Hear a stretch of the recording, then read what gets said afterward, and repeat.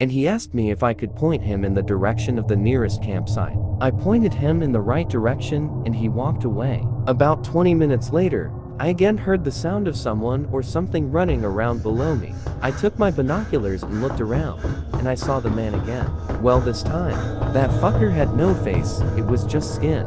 He was facing up at me, and let out the most horrifying muffled scream. I ran back in the tower and attempted to block the big windows. I heard the man walking up the tower stairs all while still letting out that muffled scream, and all I had for protection was my hunting knife. After a while, I looked out the window and didn't see him on the balcony. I couldn't sit there in fear for the rest of the night, so I whipped open the door and ran around the balcony real quick and found nothing.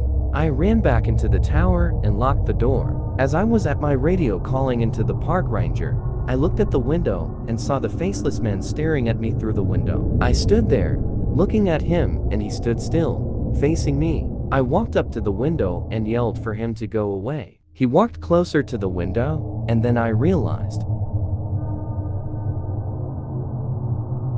it was the man's reflection. He was behind me,